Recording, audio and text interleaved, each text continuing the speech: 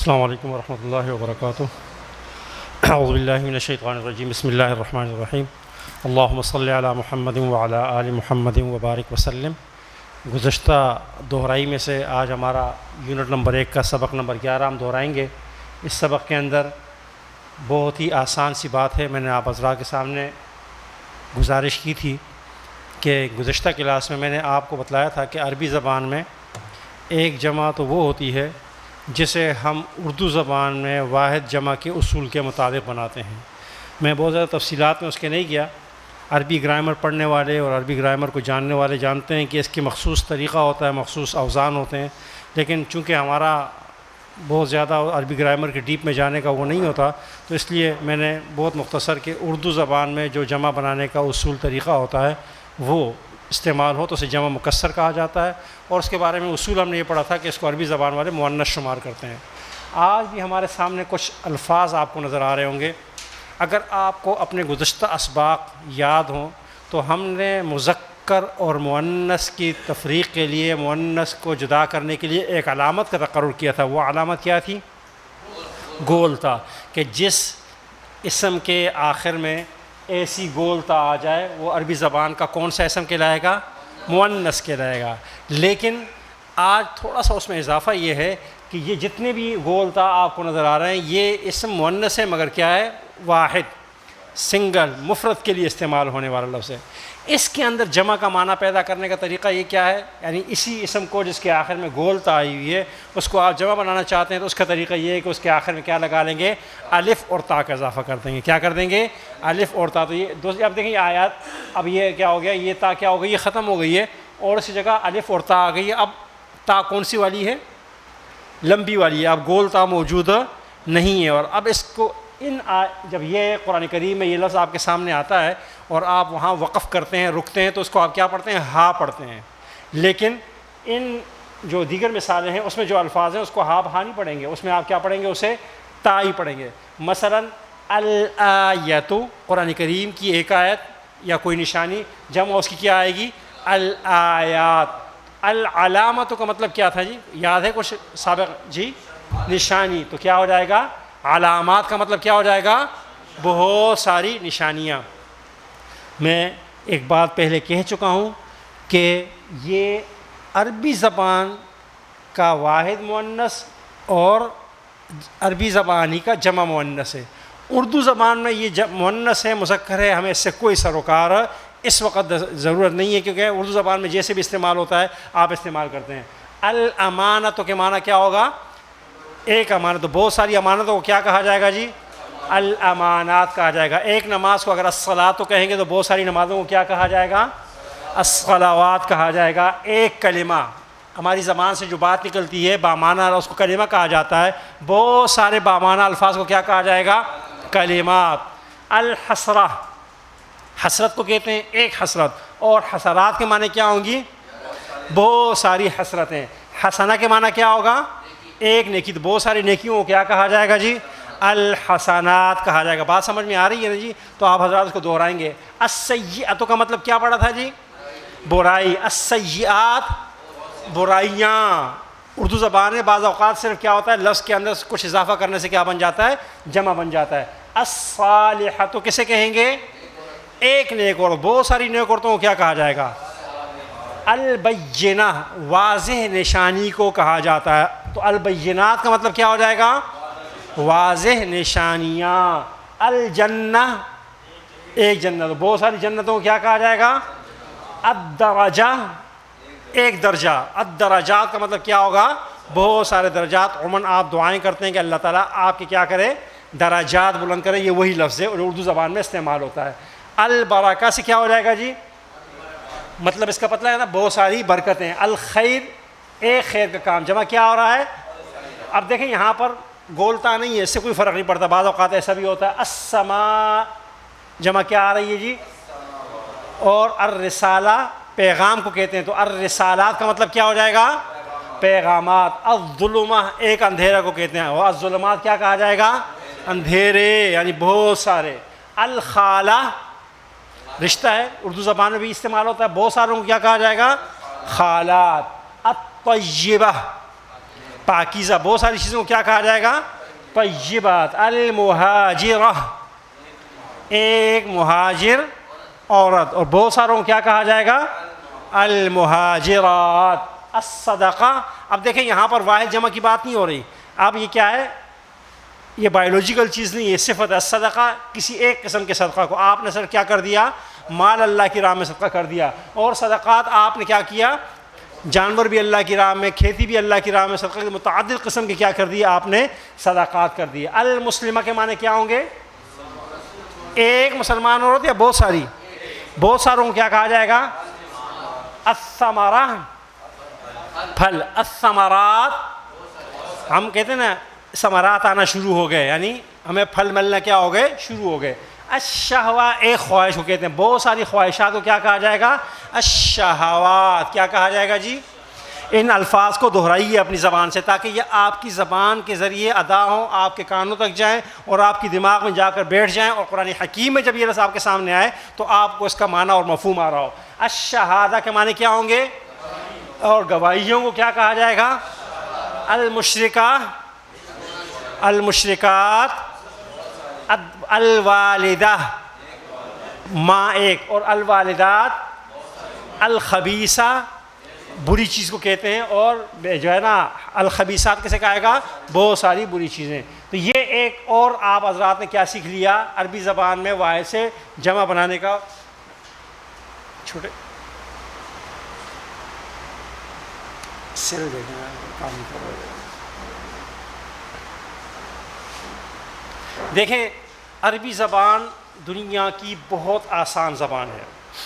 میں یہاں پر تو یہ آپ پڑھ لیجئے، میں آپ کو ایک مثال اور دوں گا انشاءاللہ، کوشش کریں گے. دیکھیں عربی زبان میں واحد سے جمع بنانا، اس میں سیل کمزور ہے کام نہیں جی. دیکھیں ہم نے، میں مثال دے رہا ہوں کہ عربی زبان کتنی آسان ہے، بہت آسان ہے. اس میں جو ہے نا ایک لفظ ہم لیتے ہیں، یہ مشہور لفظ آپ حضرات میں کیا ہوگا؟ المسلم. اسے کہا جائے گا جی المسلم. ایک مسلمان مرد یا ایک مسلمان عورت؟ یہ دے دیں خواتین کے بواد ہو جائے گی، سمجھانا پڑے گا. یہ وہاں جائے گا.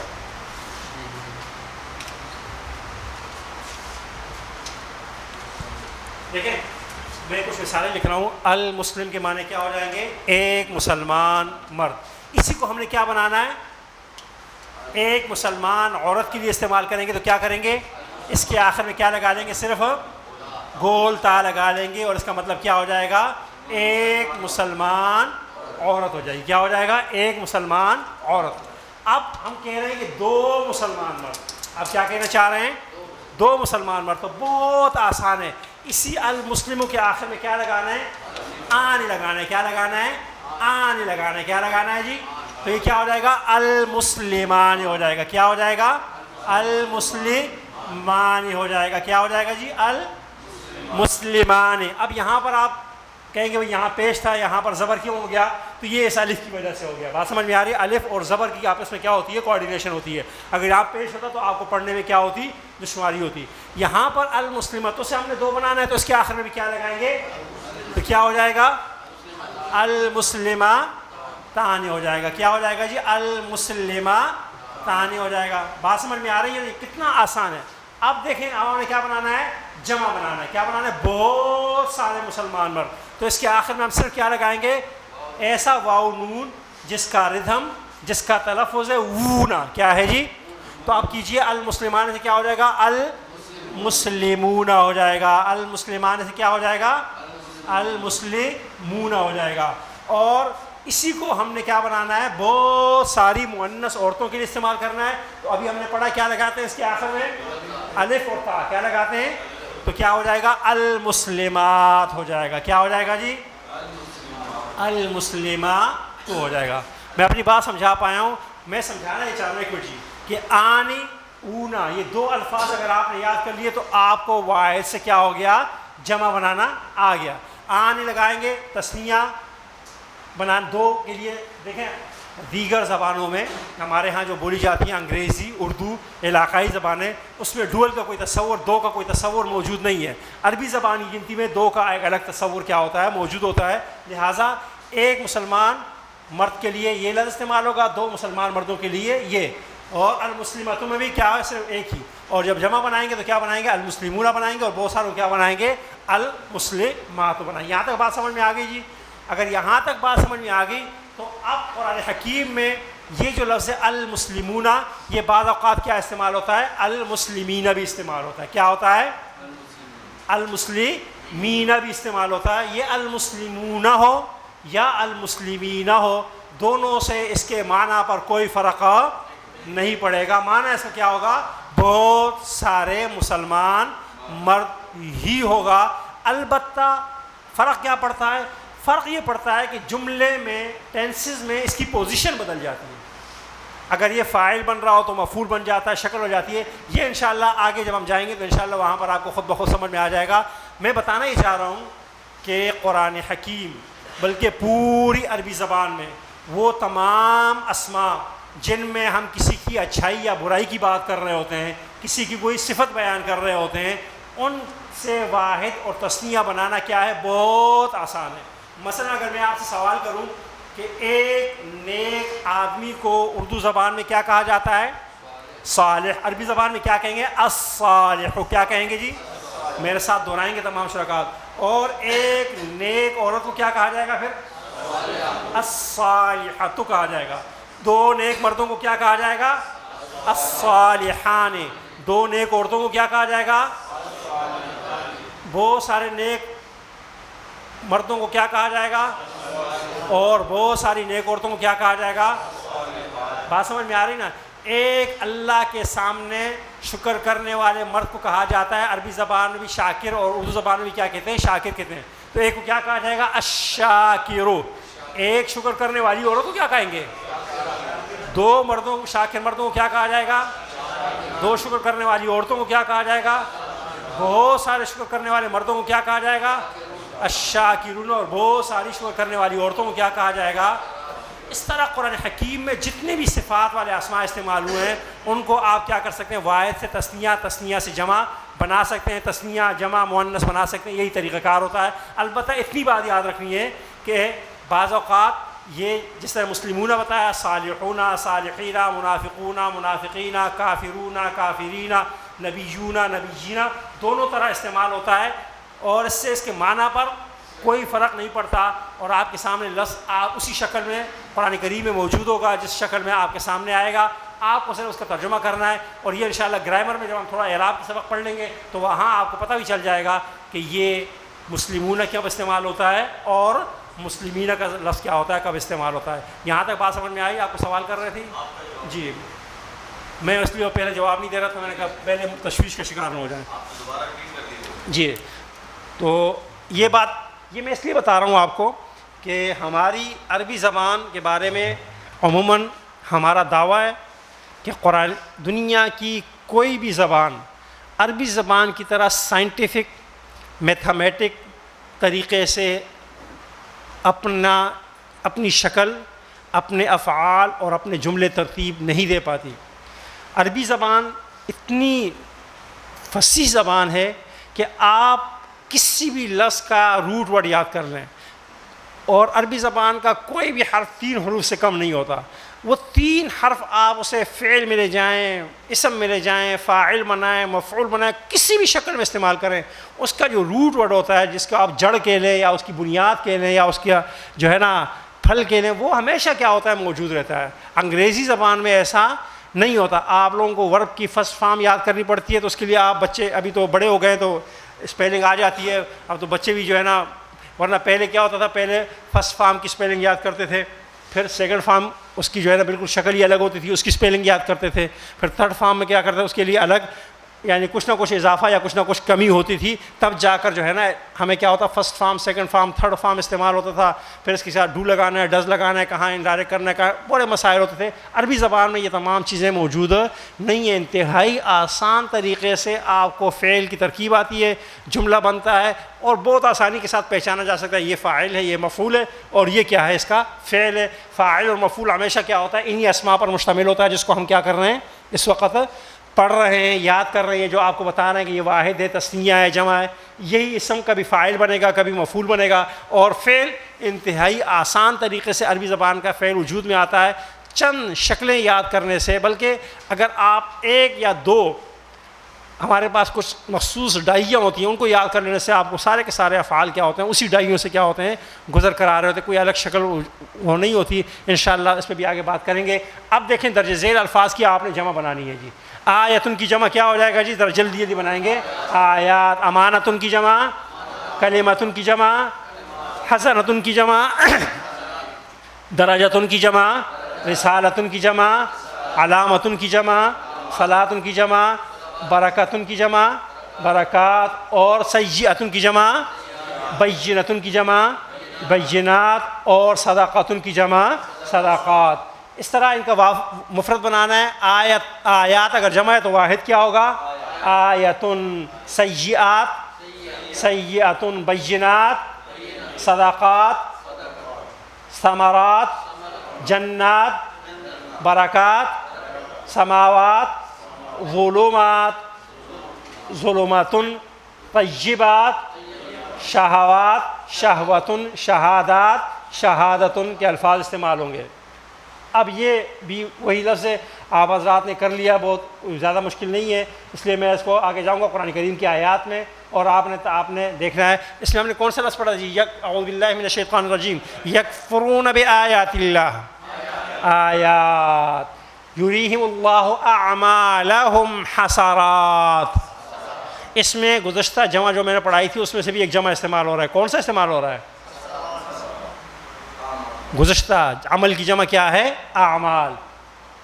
وَمِن كُلِّ الثَّمَرَاتِ جَعَلَ فِيهَا ثَمَرَات لَفَتَحْنَا عَلَيْهِمْ بَرَكَاتٍ. برکات کا لفظ استعمال ہوا. وَعَلَامَاتٍ وَبِالنَّجْمِ هُمْ يَهْتَدُونَ. علامات. سَنُدْخِلُهُمْ جَنَّاتٍ تَجْرِي مِن تَحْتِهَا الْأَنْهَارُ. جنات. فَأَصَابَهُمْ سَيِّئَاتُ مَا عَمِلُوا. سیئات. یخرجہم من الظلمات الی النور. فتلقى آدم من ربہ کلمات. دیکھیں میں نے آپ حضرات سے گزارش کی تھی کہ اب تک ہم نے 11 اسباق میں مختلف مفرد اسما، پھر ایک اردو زبان میں واحد جمع کے اسلوب کے مطابق جمع بنانا سیکھا، اور پھر ہم نے واحد مؤنث اور واحد جمع مؤنث کا ایک خاص اسلوب بھی سیکھا، الف اور تا والا. اب یہاں سے جو ہمارا سبق شروع ہو رہا ہے اس میں صرف ایک بات آپ کو بتائی جا رہی، صرف ایک بات، کہ جب بھی الکتاب والقلم واو کے ذریعے دو اسماء کو اکٹھا کیا جائے تو اس کے ترجمہ میں کیا ہو جائے گا، اور کا اضافہ ہو جائے گا، اور ترجمہ کیا جائے گا، کتاب اور قلم. المشرق والمغرب کا ترجمہ کیا ہو جائے گا، الجنت والمغفرہ کا ترجمہ کیا ہو جائے گا، الدنیا والآخرہ کا مطلب کیا ہو جائے گا، دنیا اور آخرت. اب یہاں پر آپ کو بتایا جا رہا ہے کہ اس واو کا مطلب کیا ہے، اور اس کا مطلب کیا ہے، دو الفاظ کو آپس میں لاتا ہے. اور یہ عام طور پہ ایسے ہوتا ہے کہ واو کے ذریعے ملنے والے دونوں الفاظ کے آخر میں زبر زیر پیش کیا ہوتی ہیں، وہ یکساں ہوتی ہیں. اگر پہلے میں زبر ہے تو دوسرے بھی زبر، پہلے پہ زیر ہے تو دوسرے میں بھی زیر، پہلے پر پیش ہے تو دوسرے آخر میں بھی کیا ہوتا ہے، پیش ہوتا ہے. عام طور پہ کیا ہوتا ہے، یہ یکساں ہوتا ہے. اب آپ کو بہت سارے مثالیں نظر آئیں گی جہاں پر آپ نے کیا کرنا ہے. دیکھیں بہت آسان سبق ہے اس لیے میں اس کو تیزی کے ساتھ لے کے چل رہا ہوں، اس میں کوئی مشکل نہیں، تمام الفاظ آپ پڑھ چکے ہیں. پڑھیے جی، الجنت والمغفرہ.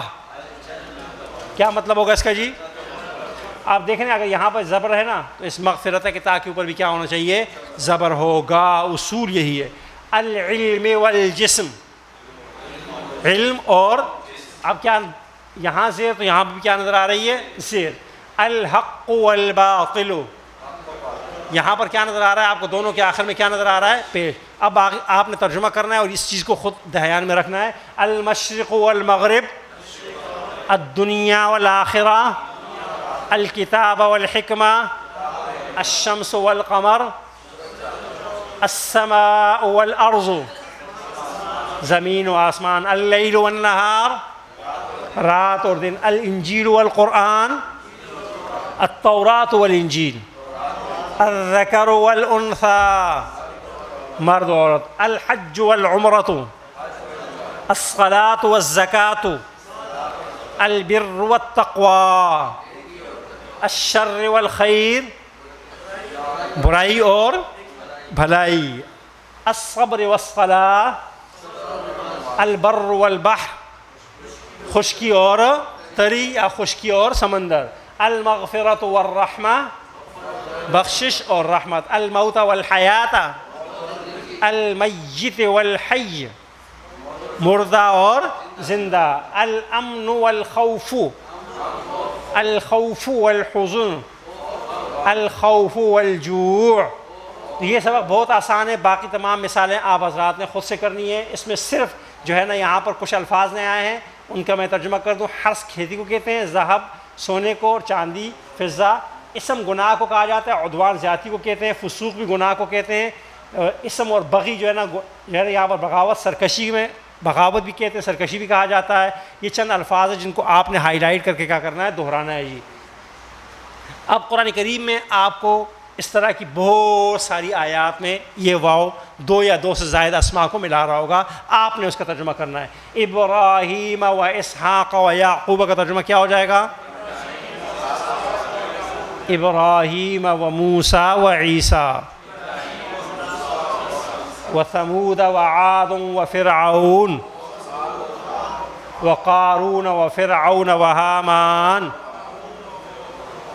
الکتاب والحکم والنبوہ. جی الکفر والفسوق والعصیان، کفر، فسق اور نافرمانی. والشمس والقمر والنجوم، سورج، چاند اور ستارے. الفحشاء والمنکر والبغی، برائی، فحاشی اور بغاوت، سرکشی. السمع والبصر والفؤاد، کان، ناک اور دل. فؤاد عربی زبان کے اندر کس کو کہا جاتا ہے؟ دل کو کہا جاتا ہے. اب یہ جو ہے نا قرآن کریم کے یہ تمام الفاظ آئے ہوئے ہیں، اور آپ کو ان کے ترجمہ کرنے میں کسی قسم کی مشکل کو پیش آنا نہیں چاہیے. بہت آسان سی بات ہے، اس لیے ہم اسے اسکپ کرتے ہوئے آگے چلیں گے اور آگے جا کر جو ہے نا اگلے سبق کو دیکھیں گے، تاکہ ہمارا یہ دیکھیں ہمارا اب تک ہم نے جتنی بھی مثالیں پڑھی ان میں ہم نے پڑھا کہ ہر اسم کے شروع میں کیا ہوتا ہے؟ الف لام آتا ہے. میں نے شاید پہلی کلاس میں بتایا تھا، آج دوبارہ ذکر کر دوں کہ عربی زبان میں کسی اسم کو پہچاننے کی دو مشہور علامات ہیں.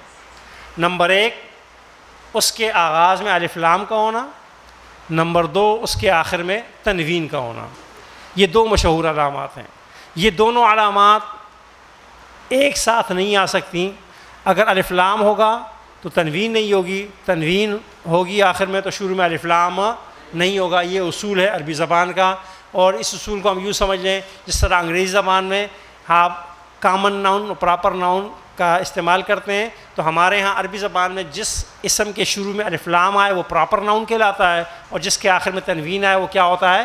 کامن ناؤن کہلاتا ہے. اور یہ بات اصولاً طے ہے کہ جو کامن ناؤن ہوگا وہ پراپر ناؤن نہیں ہو سکتا، جو پراپر ناؤن ہوگا وہ کامن ناؤن نہیں ہو سکتا. بالکل یہی اصول ہے. یعنی یہ سمجھ لیں کہ یہ جو آپ کا الف لام ہے یہ اردو زبان میں جسے آپ لوگ کہتے ہیں دا یا دی، اس کا کام کر رہا ہوتا ہے. یہ وہی دا یا دی جب آپ لگاتے ہیں وہ ہے. اس لیے اس کے نتیجے میں اب جب قرآن حکیم میں یہ لفظ استعمال ہوگا الکتاب، تو اس کا عام طور پہ کوئی اضافہ نہیں کیا جاتا، ترجمہ کیا کیا جائے گا؟ صرف کتاب.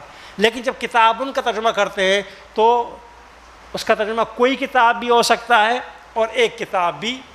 اور سیاق و سباق میں اب تو ہم دو ترجمے اس لیے کر رہے ہیں کہ اس وقت ہم کتابن کو صرف کیا کر لیں؟ اکیلے لے رہے ہیں. جب جملے میں لیتے ہیں تو وہاں تو متعین ہو جاتا ہے اس کا ترجمہ کوئی کرنا ہے یا ایک کرنا ہے، وہاں تو ایک ہی ترجمہ کرنا ہوگا. لیکن یہاں پر چونکہ ہم صرف کیا کر رہے ہیں، ایک پریکٹس کرنا چاہ رہے ہیں، لہٰذا ہم نے دونوں ترجمے کیا کر دیے، لکھ دیے. اب دیکھیں الکتاب، کتاب سے کتابن، ایک کتاب یا کوئی کتاب. آپ جب ترجمہ کریں گے اب آگے تو آپ کیا کریں گے، مؤمن ایک مومن یا کوئی مومن. کافر کا ترجمہ کیا کریں گے، ایک کافر یا کوئی کافر کریں گے. اس کالم کو پڑھ لیجئے، اگر کوئی سوال آپ کے ذہن میں آ رہا ہو تو مجھ سے پوچھ لیجئے.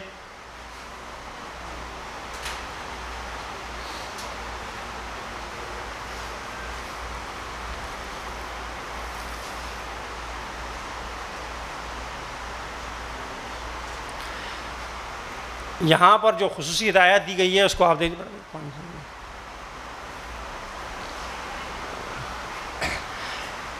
جو خصوصی ہدایت ہے وہ یہ ہے، پانی دیں، کہ اس کے آخر میں، لفظ کے آخر میں جو زبر زیر پیش آتی ہے نا، یہ آپ کو یہاں بھی نظر آئے گا. کبھی کافرن ہوگا، کبھی کافرن ہوگا، کبھی کافرین ہوگا.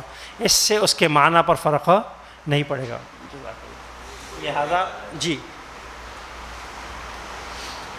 تو آپ حضرات سے اس وقت گزارش یہ ہے، دیکھیں ہمارا پہلا مرحلہ ہے، جب وہ مرحلہ آئے گا پھر اس مرحلے پہ غور کریں گے. اس وقت ہمارا مرحلہ یہ ہے کہ ہم نے الفاظ کے معانی کو اپنے ذہنوں میں اتارنا ہے. مفہوم، لفظ کا معنی کیا ہے، زبر زیر پیش کے چکر میں ابھی نہیں پڑھنا. جب یہ الفاظ آ جائیں گے، معانی آ جائیں گے تو انشاءاللہ پھر ہم آپ کو وہ سمجھا دیں گے، وہ بھی آپ کی سمجھ میں آ جائے گا. لیکن اس وقت صرف ہم نے کس پہ توجہ دینی ہے، معنی پر، کہ زبر آ رہا ہے، زیر آ رہا ہے، فے جامع سے کوئی فرق نہیں پڑتا، بس معنی اس کا کیا ہے، تبدیل نہیں ہو رہا تو ہم کہیں گے. اب کچھ الفاظ ہیں آپ نے اس کا ترجمہ کرنا ہے، دونوں ترجمہ کریں گے ساتھ ساتھ تو زیادہ آسانی ہو جائے گی. ورنہ طریقہ تو یہ ہے کہ پہلے سب کا ترجمہ کیا کیا جائے، کوئی کے ساتھ کیا جائے، پھر سب کا ترجمہ کیا کیا جائے، ایک کے ساتھ کیا جائے.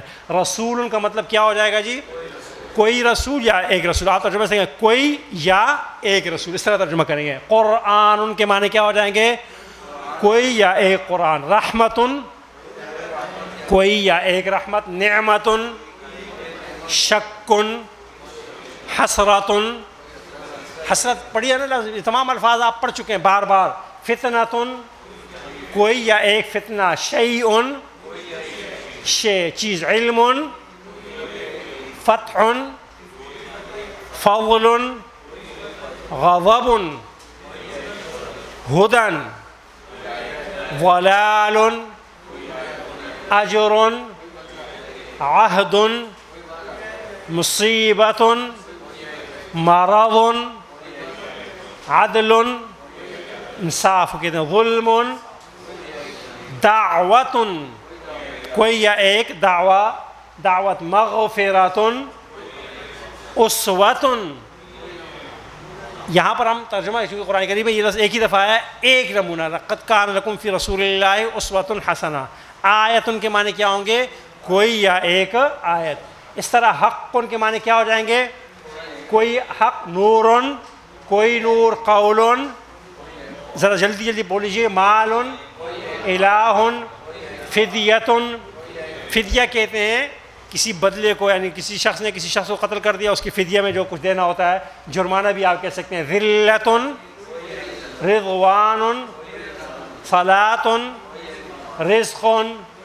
افک عربی زبان کے اندر جھوٹ کو کہتے ہیں. قرآن کریم میں واقع افک ہے، اس کے لفظ ایک ہی دفعہ استعمال ہوا ہے. افک کے معنی کیا ہوتا ہے، جھوٹ. تجارت. شفاء. شراب. امر. حکم. عدو دشمن کو کہتے ہیں. لسان. بیت. اور مؤمن. کافر. صراط راستے کو کہتے ہیں. حیات کوئی زندگی. بیان. موعظۃ واعظ اور نصیحت کو کہتے ہیں. کوئی یا ایک نصیحت. اس طرح بے شمار الفاظ ہیں. میری گزارش آپ سے یہ ہوگی کہ ان الفاظ کو آپ خود دیکھ لیجئے گا. اور اب دیکھیں جب یہی الفاظ واو کے ساتھ ملتے ہیں تو آپ ترجمہ کیا کریں گے، نور و کتاب. ایک نور اور کتاب. ہدن و نور کا مطلب کیا ہو جائے گا، ہدن و رحمت کا مطلب کیا ہو جائے گا، ہاں جی، ہدن و موعظۃ نصیحت. اعجمی و عربی، ایک عربی ایک عجمی اور ایک مغفرۃ و رحمۃ، ایک مغفرت و رحمت. رجس و غضب، رجس کے معنی عذاب کا ترجمہ کیا، غضب معنی غصہ، خوفاً و طمعا، ایک خوف اور ایک لالچ، خوف کے معنی خوف اور طمع معنی کیا ہوتا ہے؟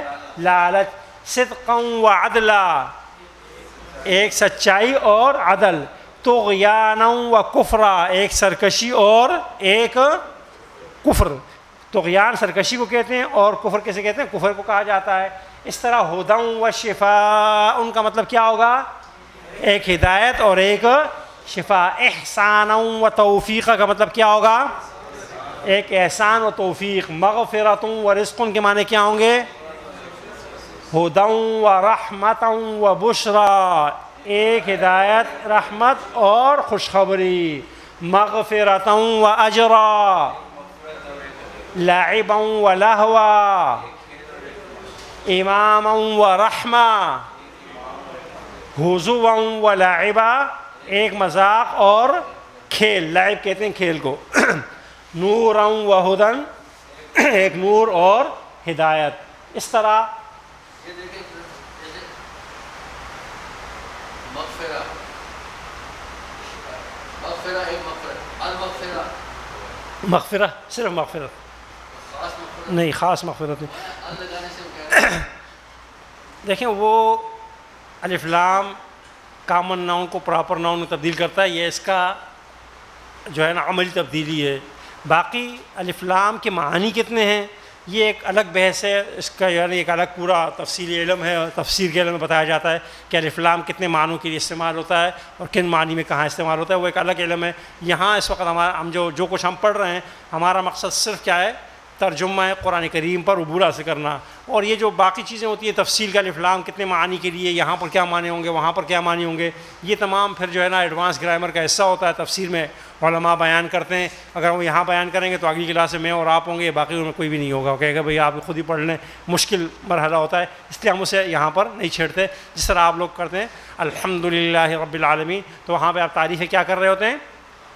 کیا تمام تعریفیں اللہ کے لیے، تو یہاں پر یہ الف لام کی وجہ سے آپ کیا کر رہے ہوتے ہیں؟ تمام کا ترجمہ کر رہے ہوتے ہیں۔ تو ہر جگہ سیاق و سباق اور جملے کے اس سے اس کا ایک معنی متعین ہوتا ہے۔ جو نحو زیادہ یعنی بہترین انداز میں جو نحو پڑھ لیتے ہیں مدارس کے، وہ طلبہ پھر پہچان لیتے ہیں کہ یہاں پر اس کا کیا معنی ہے اور اس کا کیا معنی نہیں ہے۔ یہاں پر صرف اتنی سی بات کافی ہے کہ کامن ناؤن سے پراپر ناؤن میں تبدیل کرنے والی بات۔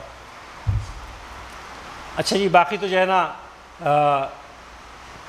یہ الفاظ ہیں، دیکھیں کچھ میں الف لام ہیں، کچھ میں نہیں ہے، ترجمہ کرنا آپ کو آ گیا ہے، لہٰذا ہم اپنے اگلے سبق کی طرف جائیں گے، یعنی نئے سبق کی طرف، اور اس کو پڑھیں گے۔ یہ تمام الفاظ آگے بھی انشاءاللہ دوبارہ آئیں گے۔ ہمارا سبق نمبر کیا تھا جی؟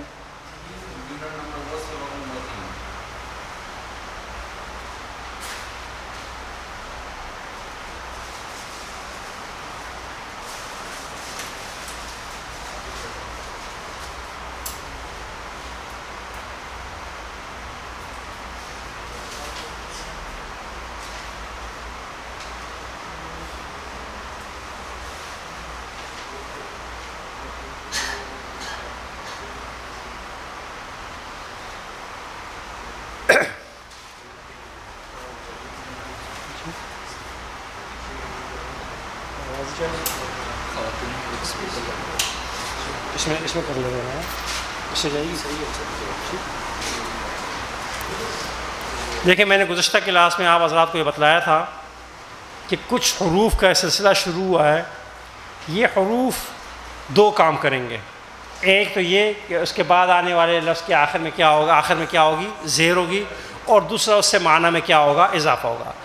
اس سبق میں پڑھانے کی صرف اتنی سی بات ہے کہ جب بھی کتاب الکتابوں سے پہلے فی آ جائے گا، یہ الکتابوں کے جائے گا، پھر کیا پڑھا جائے گا؟ فی الکتاب بھی پڑھا جائے گا۔ کیا پڑھا جائے گا؟ فی الکتاب بھی پڑھا جائے گا، اور اب اس کا ترجمہ کیا ہو جائے گا؟ کتاب میں۔ بس اتنی سی بات ہے کہ فی آ جائے گا تو اس کے اندر ترجمہ میں کیا اضافہ ہو جائے گا؟ میں کا اضافہ ہو جائے گا بس۔ اور آخر میں کیا ہوگا؟ اب زیر پڑھیں گے، اب پیش نہیں پڑھیں گے۔ یہ اس کا عملی کام ہے اور یہ اس کا معنوی کام ہے۔ معنی میں یہ اضافہ کر دیتا ہے اور عمل میں کیا کر دیتا ہے؟ اس کے آخر میں زیر دے دیتا ہے۔ اتنی سی بات سمجھ میں آ گئی، بس یہی بات آپ نے آگے دیکھنی ہے۔ الارض زمین، تو فی الارض کا مطلب کیا ہو جائے گا؟ القرآن کا مطلب قرآن، تو فی القرآن کا مطلب کیا ہو جائے گا، اور الکتاب کا مطلب کتاب، تو فی الکتاب کا مطلب کیا ہو جائے گا، کتاب میں۔ بس یہی بات یہاں پر بتائی گئی ہے کہ عموماً اس کے آخر میں زیر ہوتی ہے، بعض اوقات نہیں بھی ہوتی، وہ الگ مسئلہ ہے، اور یہ ایک قطع بن جاتا ہے اور اس کا ترجمہ میں کا کیا جائے گا۔ اب ان تمام مثالوں کا ترجمہ آپ نے دہرانا ہے۔ یہ تمام مثالیں سبق نمبر 1 سے لے کر سبق نمبر 11-12 تک ہم متعدد تو بار جو ہے اس کو دہرا چکے ہیں، لہٰذا دوبارہ ان کا ترجمہ کرنے کی ضرورت، دہرانے کی ضرورت نہیں ہے۔ جہاں جہاں آپ کو لگے کہ بھئی یہ لفظ ابھی بھی مجھے یاد نہیں ہو رہا، تو اس کو آپ نے ضرور ہائی لائٹ کرنا ہے، کیونکہ آپ پیچھے پڑھ کر آئے ہیں اور ابھی بھی آپ کے ذہن میں نہیں موجود، تو یہاں پر اسے ہائی لائٹ کر دیں یا اسے انڈر لائن کر دیں، تاکہ وہ آپ کے ذہن میں رہے کہ بھئی یہ لفظ اس کا معنی مجھے یاد نہیں ہے، میں نہیں پڑھ پا رہا، اس کو 2-3 دفعہ دہرائیں گے انشاءاللہ وہ بھی یاد ہو جائے گا۔ اب ترجمہ آپ نے کرنا ہے جی، فی القرآن کا مطلب کیا ہوگا جی، فی الکتابی، یہ غلط لکھا ہوا ہے جی، ٹھیک ہے، یہاں پہ فی الکتابی ہونا چاہیے تھا۔ فی العلم، علم میں، فی الدنیا، فی الآخرتی، فی الحیات، زندگی میں، فی الکفر، فی الفتنۃ، فتنہ میں، فی الضلالۃ، فی العذاب، فی النار، فی الجحیم، جہنم کے ناموں میں سے ایک نام کیا ہے، جحیم بھی ہے جی۔ فی الدین، فی التوراۃ، فی الانجیل، فی الجنت، فی القتل، فی الرزق، دہرانا ہے ذرا اونچی آواز سے، فی الاثم، فی اللیل، فی النہار، فی السعیر، دہکتی آگ میں، فی التابوت، فی السفینۃ، دیکھیں یہاں پر سفینہ کا شاید پہلی دفعہ ہے، پہلے گزرا ہے، مجھے علم میں نہیں ہے، یاد نہیں ہے، کشتی، اس کو کشتی نہ پڑھ لیجئے گا، یہ کیا ہے، کشتی ہے جی ہاں۔ فی الحق، فی المحراب، فی المیزان، فی الارض، فی السماء، فی البر، خشکی، بری فوج پڑھتے ہیں روزانہ، بری فوج کے سوا، فی البر کسے کہا جاتا ہے، خشکی میں، فی الملت، فی الحج، فی ذالک، دیکھیں اس کا ترجمہ تو عام طور پہ کیا کیا، ذالک کا ترجمہ نے پڑھا تھا یہ، اور فی کا ترجمہ کیا ہے، میں، لیکن اردو زبان کے محاورے میں جب ہم کہیں گے یہ میں، تو اس لفظ کا کوئی معنی نہیں بنتا، لہٰذا یہاں پر ہم اس لفظ کو معنی خیز بنانے کے لیے اس کے سامنے ترجمہ کریں گے اس میں، فی ذالک کا ترجمہ کیا کریں گے، اس میں، فی الخلق، فی الحرب، حرب کہتے ہیں جنگ کو، ٹھیک ہے جی، فی الخیرات، یہ جمع ہے واحد ہے، تو کیا کہا جائے گا، بھلائی میں نہیں، بھلائیوں میں، کیا کہا جائے گا، بھلائیوں میں، فی الملک، فی السجن، فی التراب، سجن کا لفظ پہلی دفعہ ہے، تیل جیل کو کہا جاتا ہے، فی التراب، مٹی کو کہتے ہیں، مٹی میں، فی البحر، بحری فوج، اور اگر اور نہیں یاد ہو تو بحریہ ٹاؤن تو ڈیفینس والوں کو زیادہ یاد ہوگا، اگر اور کسی کو یاد ہو نہ ہونا تو جو ہے نا بحریہ ٹاؤن، فی المدینۃ، شہر میں، فی الغار، غار میں، فی الخمر، شراب کو کہا جاتا ہے، فی السماوات، آسمان میں یا آسمانوں میں، آسمانوں میں، جزاک اللہ جی، فی الظلمات، اندھیروں میں، جزاک اللہ، فی القبور، قبروں میں، فی الصدور، فی الاموال، مالوں میں، فی المساجد، فی ھذا، فی ذالک، اور اس کا ترجمہ کیا ہوگا، اس میں، اور فی ذالک کا ترجمہ پہلے بھی آ چکا ہے، ترجمہ کیا کیا جائے گا، اس میں کیا جائے گا جی۔ اب دیکھیں ہم نے ابھی تھوڑی دیر پہلا پڑھا کہ واؤ کے ذریعے دو الفاظ کو کیا کیا جائے گا، ملایا جائے گا، پڑھ لیا نا جی۔ اب دیکھیں یہ فی آیا ہے شروع میں، اب دوبارہ یہاں پر فی دوبارہ نہیں آئے گا، لیکن یہ فی آیا ہے تو یہ دنیا کے ساتھ بھی ہوگا اور آخرت کے ساتھ بھی ہوگا، دونوں کے ساتھ کیا ہوگا، فی کا معنی ہے، ترجمہ کیا کریں گے، فی الدنیا والآخرت، دنیا اور آخرت میں، جزاک اللہ، فی السماء والارض، فی السماوات والارض، فی البر والبحر، خشکی اور سمندر میں، فی البأساء والضراء، تکلیف اور تنگی میں، فی السراء والضراء، خوشی سرور سے ہے جی، والضراء ابھی پڑھا، کس کو کہتے ہیں، تنگی. تو اس کو دیکھیں یہ لفظ آپ کے لیے نیا نظر آ رہا ہے, ذرا بأسا, تو اس کو کیا کر لیں گے, انڈر لائن کر دیں گے, ہائی لائٹ کر دیں گے, اس کو بار بار دہرائیں گے. ذرا کے معنی تنگ تکلیف کے ہیں, فی الباسا کے معنی تکلیف کے ہیں, اور ذرا کے معنی کیا ہیں, تنگی کے ہیں جی. آگے چلیں گے, فی العلم والجسم, یہ ہائی لائٹ کرنے کی ضرورت نہیں کیونکہ یہ تو آپ کو آتا ہے نا کہ نہیں آتا. علم اور فی الخمر والمیسر, شراب اور جوئے میں. خمر کہتے ہیں شراب کو, میسر عربی زبان کے اندر کس کو کہا جاتا ہے, جوا. اب دیکھیں کئی الفاظ, فی التوراۃ والانجیل والقرآن, تورات, انجیل اور قرآن میں. دیکھیں جب ہم نے بتایا تھا نا واو والا لفظ پڑھایا تھا ابھی تھوڑی دیر پہلے گزشتہ اسباق میں, تو وہاں یہ بتایا تھا کہ یہ واو سے پہلے والا اور بعد والا دونوں الفاظ کیا ہوتے ہیں, اس میں آخر میں جو زبر زیر پیش ہوتا ہے وہ یکساں ہوتے ہیں. اس کی وجہ یہ ہوتی ہے کہ عربی زبان فصیح زبان ہے. اس میں دیکھیں یہاں پر یہ لگا لیا فی, اب اس فی کا بعض اوقات جو ہے نا 2 کلومیٹر دور آگے ایک لفظ آ رہا ہوگا, وہ بھی اس کے ساتھ متعلق ہوگا اور اس کے آخر میں زیر ہوگا.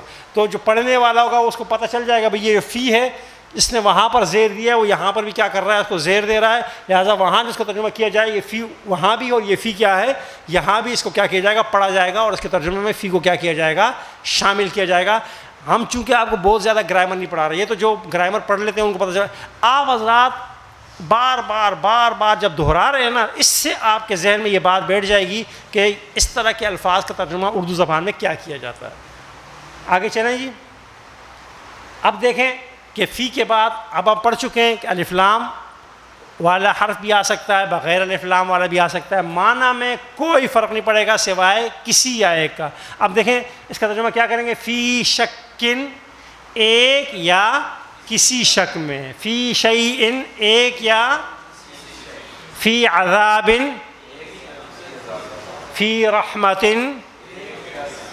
فی غفلت, فی یوم, فی امت, کسی یا ایک امت میں, فی قریۃ, فی بحر, ایک دریا میں یا کسی دریا میں, فی ریب, شک, لا ریب فیہ والا جی, فی جنت, کسی یا ایک جنت میں, فی شقاق, فی کتاب, فی ضلال, گمراہی میں, فی لیلۃ, اور فی لوح, کسی یا ایک تختی میں کہا جاتا ہے جی.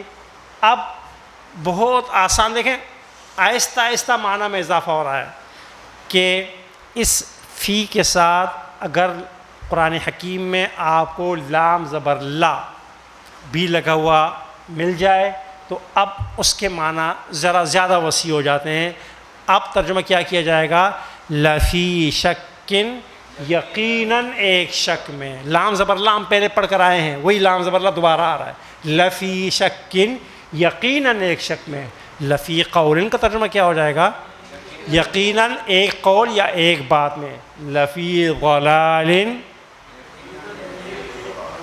ایک گمراہی میں. لفی جحیم,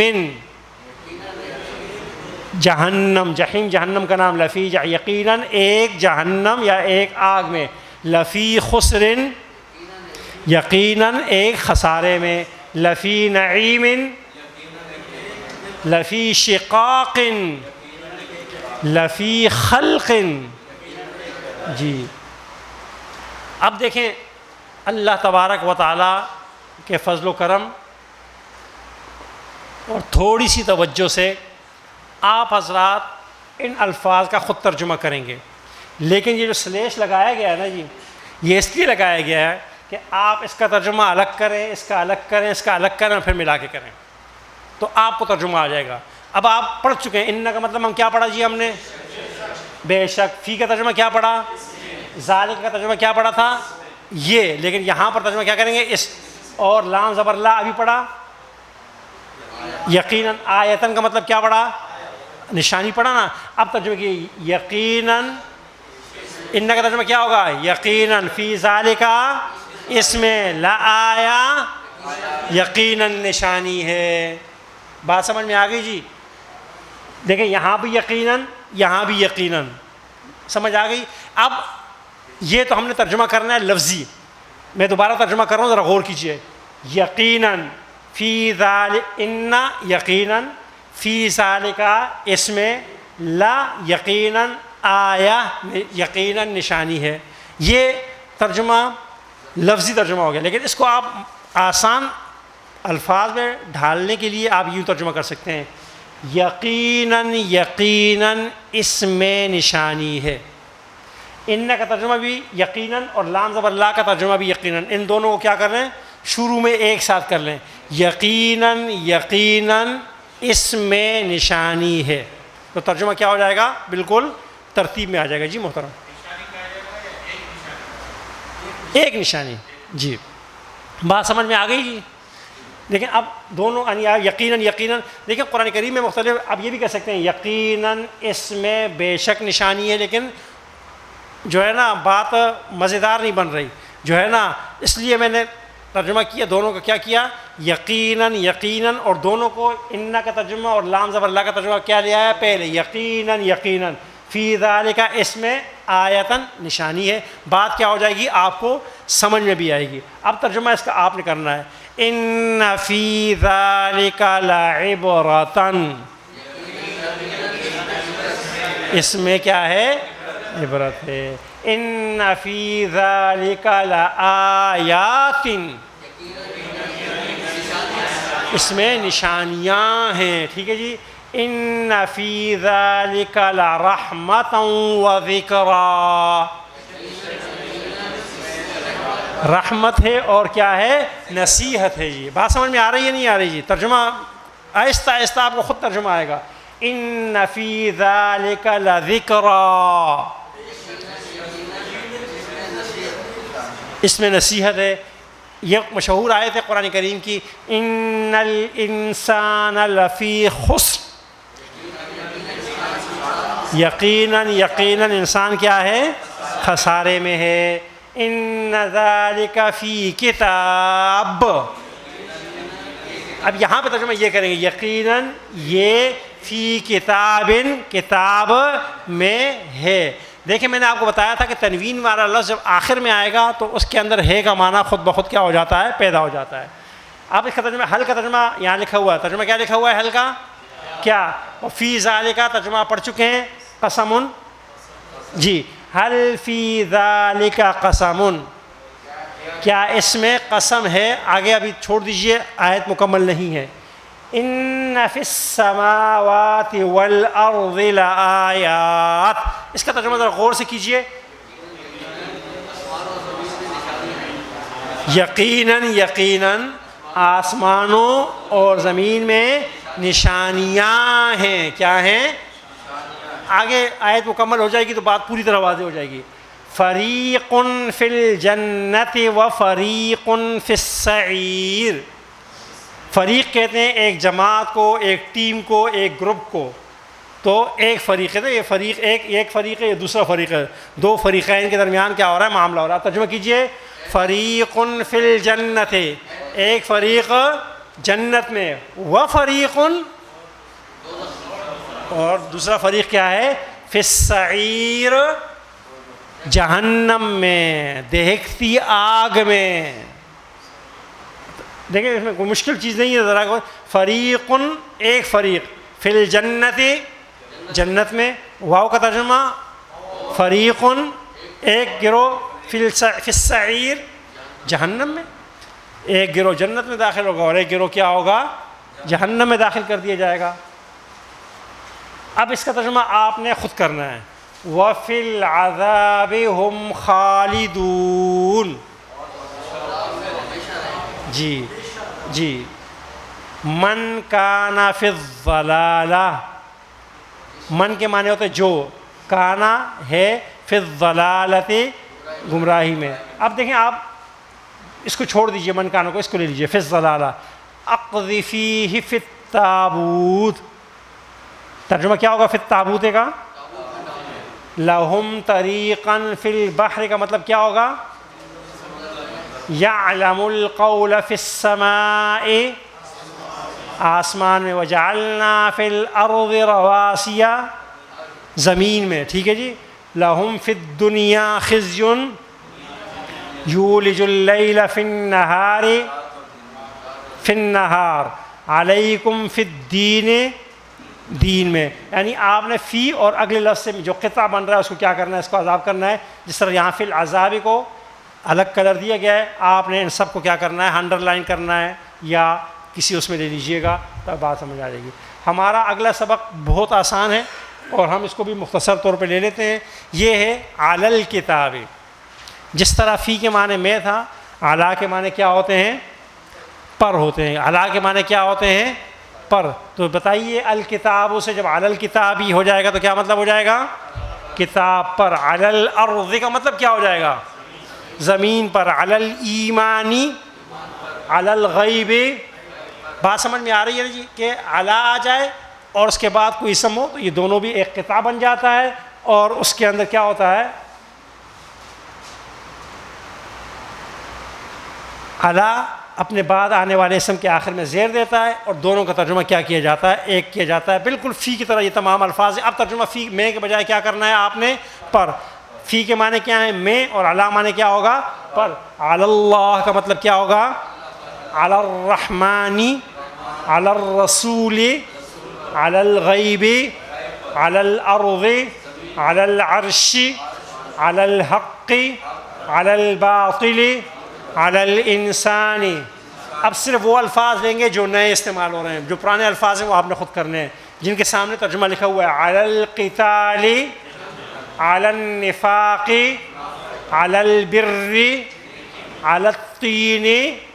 باقی تمام مثالیں انبیاء کے نام ہیں، اور کذب کہتے ہیں جھوٹ کو، جھوٹ پر. تمام مثالیں آپ کے قریہ کہتے ہیں بستی کو، پہلے گزر چکا ہے، لہذا اس کو آپ نے کیا پڑھنا ہے.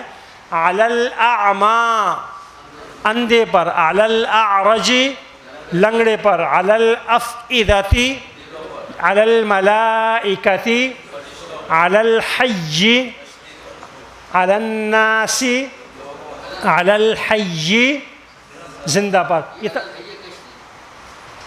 نہیں، یہ زندہ پر، یہ علی الحی زندہ پر، یہ الفاظ غلط ہو گئے یہ. اب دیکھیں یہاں پر یہ جتنے الفاظ ہم دہرا رہے ہیں یہ وہ الفاظ ہیں جو ہم نئے ہمارے لیے کم از کم ہے، بلکہ گزر چکے ہیں لیکن بعض اوقات نہیں ہوتے ہیں. اب یہ بات، یہ مشق آپ نے گھر سے کر کے آنی ہے جی.